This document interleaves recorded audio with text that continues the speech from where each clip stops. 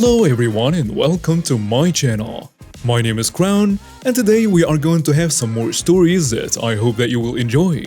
But before we start, it will be so much appreciated if you would subscribe to the channel, like the video if you enjoyed it, and maybe leave a comment down below. These simple clicks would mean a lot to the future of this channel and really reward the effort that I put in every day. And now, without further ado, let's go!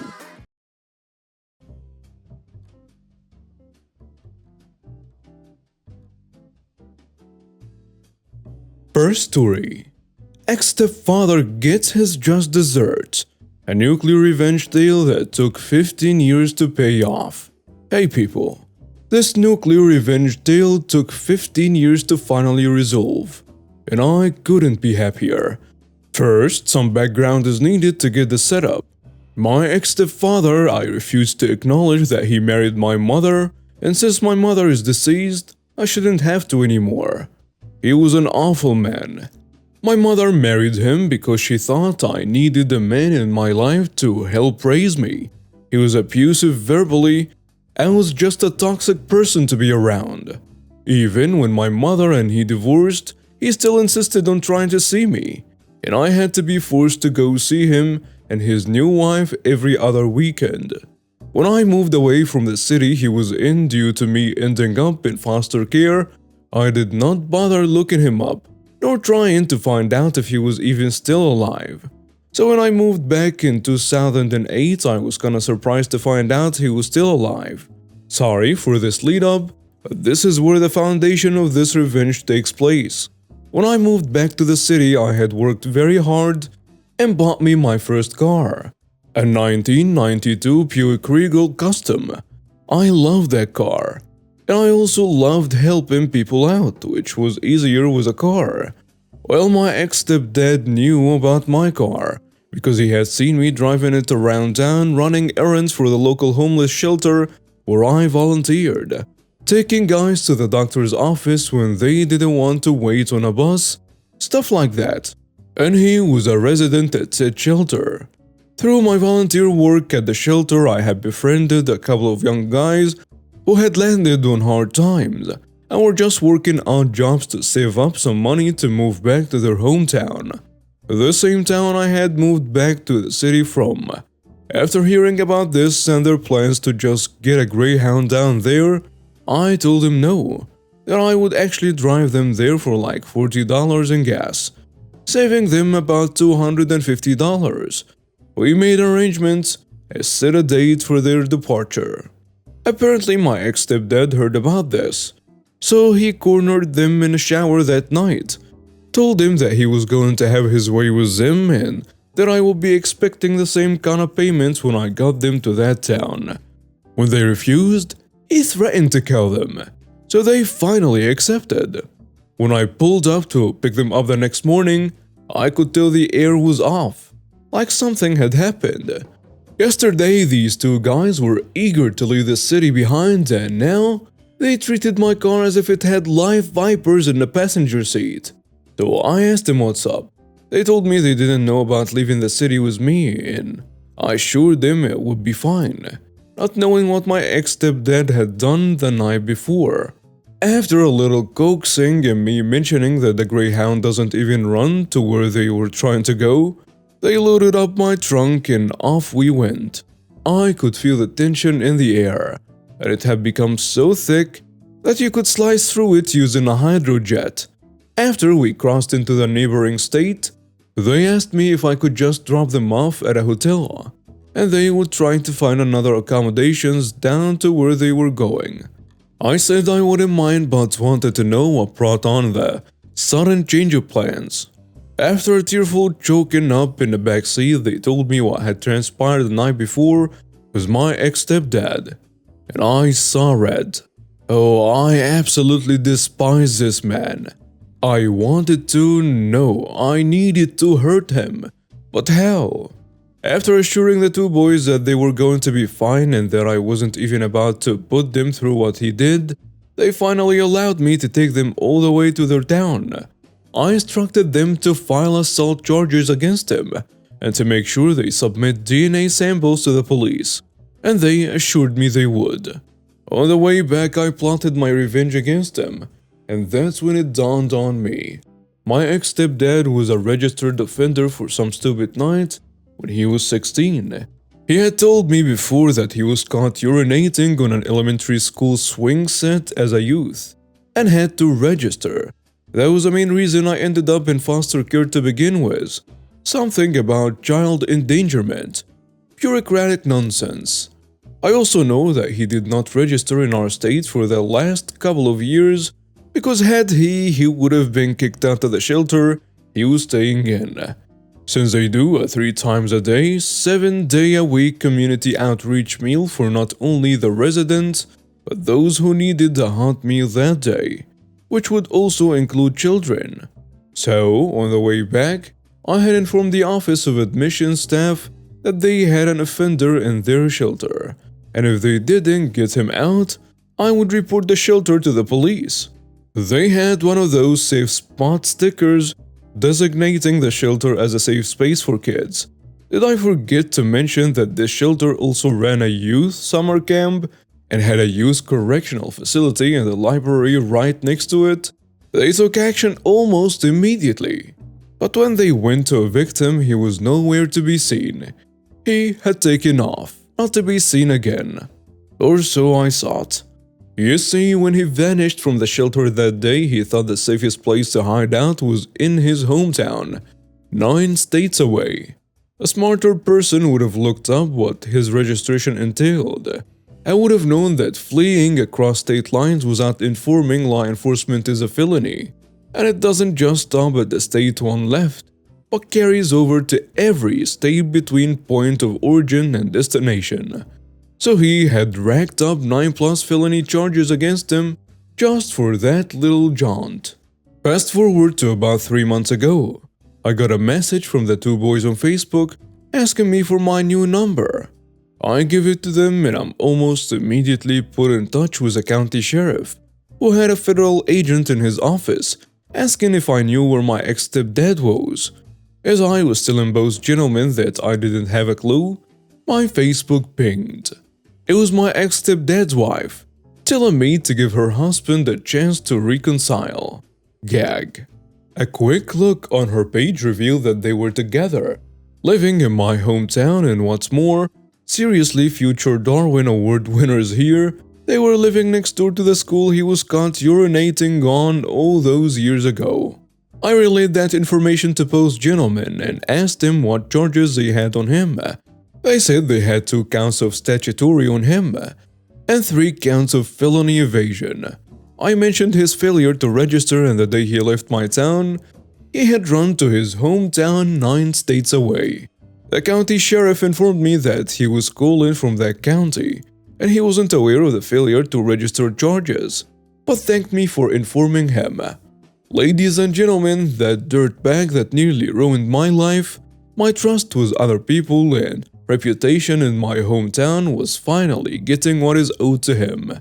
25 to life for everything, and isn't eligible for parole for another 17 years. If he lives that long, he is better off rotting in the depths of Tartarus for the lives he ruined. Next story. Call the police on my kid for watching a movie? No afternoon nap for you. So I just listened to a story on here that reminded me of my dad's personal pity revenge story. I was around 10 to 12 when this happened. Our old next-door neighbor was a nosy, lazy stay-at-home mom. She liked to complain about almost everything. My sister, 5 years old, had friends ranging from the same age to a few years older, and they would often come to our house for almost every weekend. Sometimes it would be a couple friends, others up to 15 or so. The neighbor surprisingly never complained about a bunch of teenagers being at our house every weekend. Until she decided to, I guess. Never made a lot of noise. My dad worked weekends and the #1 rule was, do not keep dad awake or wake him up. This was during school holidays in summer, so my dad had the following day off.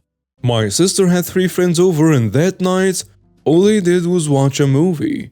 It wasn't loud. Dad couldn't hear it from our veranda. They did not even stay late. They went home at about 9:30. Come just after 10 p.m., two cops rock up on our doorstep. A noise complaint from our next door neighbor about a wild party. They were obviously confused that they were greeted by a grumpy late 30s guy in a dressing gown, book in one hand, smoke in the other, cup of tea on the table in front of him, just chilling on his veranda. All instead of the rager they had been told about. That was like, look, I hate the kids coming here, but tonight, 3 kids were here watching a movie. They left over half an hour ago. I don't know what she's on about. And he was pissed. He did not enjoy our house being the designated hangout place, but as Mom always said, at least we know where our daughter is. But even that night he wasn't annoyed because it was a small group watching a movie. If it was any other night he'd be annoyed because just come over and tell them they are being too loud, but don't call the cops because they are watching a freaking movie. Our neighbor would always have afternoon naps at 1 p.m. Her bedroom was 5 meters from our driveway, so pretty close. Our front yard was also huge. Our house was pretty small and sat on over a quarter acre. 2/3 of that quarter acre was our front yard. Well, next day the lawn needs mowing. It being summer, our summer temps go into the 40s in Celsius. Dad would normally mow as early as possible in the most efficient way possible. It would normally take him 40 minutes, but not that day. He waited until 12:45 and then he started the mower, and did it in the most convoluting way possible. 2 hours of mowing. Then, being a responsible camper that he is, he decided it was time to count the 10 pigs. They are kept in a metal army box. There is about 3 pigs in there because why not apparently. So out to the driveway right next to her bedroom window, 1 pig at a time. He took it out to dump and threw it full force at the driveway. Bang, clang, clash, you get the picture. The one at a time he picked them up off the driveway, stood up, threw them full force into the metal box. Bang, clang, clash. She came out to scowl at him a couple times but didn't say a word. He was extra cranky that night due to the probable heat stroke, but he always had such glee when recounting the story. Next story. Entitled Mother Does Not Understand Movie Theater Rules. Snitches on herself. I work at a movie theater.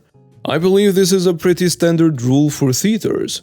When you buy a ticket for a movie, you cannot go watch another afterwards. The price you pay is for the one movie and not a general entrance fee. My coworker and I were cleaning halls on a pretty average morning and saw 2 mothers and their gaggle of children waiting in front of an entrance that leads to 2 different halls. One of the 2 was about to end, so we asked one of the mothers which movie they were going to watch. The conversation goes roughly translated as follows. I say, excuse me, which movie are you all going to watch? The entitled mother answers me, this one. Do you know what time it starts? No, but I can tell you what time it starts if you show me your ticket. The time is written on the tickets. Oh no, our tickets were for the Minions movie. We're going to watch this one while we wait for Avatar to start at 4. Ma'am, you can't do that. Of course I can. I do this all the time. Girl, did you just tattle on yourself? No, you either have to buy another ticket or leave. Oh, you must be new. This must be a new rule. Give me someone who actually knows the rules. I then proceed to say that I have been working here long enough and this rule has been standard forever. 3 of my co-workers do the same and she insists we are all new and do not know the rules. Get a manager and blah blah blah. Luckily, this entire place is staffed by people in their teens, mid-20s, so nobody feels like taking any entitled nonsense. My manager gives the same spiel we gave the lady minutes ago and she sticks with her story. There's no way she's wrong, this is a new rule, I'm going to call the manager, and I had already tuned her out. My manager then asks them to leave and for me to walk with them to make sure they actually do. This woman, in the world's most obnoxious tone, goes, "Don't worry, miss, we're leaving." I'm not a miss. Miss, ma'am, whatever. Informing her that I'm a guy pissed her off even more. Bye-bye, witch. Anyways, my job is low-key hellish, but I have so many stupid stories like this. Next story. Jerk driver doesn't get to use their driver door every morning. My first apartment had interestingly awful streets. Weird stop signs out of place, one-ways lined with parallel parking, implying curves and intersections everywhere. This complex also had one neighbor in either my building or the building next to mine that did not drive cautiously, blew through stop signs, took their luck on the planned intersections, did not heed the one-way signs, and would sit there waiting for the correct drivers to move. They also drove a very distinctive blue Hyundai SUV and parked it over the line, usually in one particular spot every day. Lucky for me, I worked at a dealership as a lot attendant for 2 years and drove better backwards and forwards. I also had collapsible mirrors, a hatchback, and an overnight job that got me home just before they left for work, but also after everyone else left. So I would back in as close to their driver door as I could while still being in the lines. My mirror collapsed, not minding if someone, their significant other, tried the same thing on me on the other side, because I'll get out through the trunk. I know everyone in the complex that had a bone to pick with them was happy with that, and thankfully we only got retaliation once, when they put a trash bag on our car and we ripped it, moving it back onto theirs, or they accidentally left their sunroof open. My husband, boyfriend at the time, or I usually had an errand to run before noon, so we parked normally and kindly by the time parking started filling back up. And no, they never learned. And we moved a few months after, so their punishment was short-lived but still sweet. And now we have reached the end of today's stories. Thank you for watching and see you next time.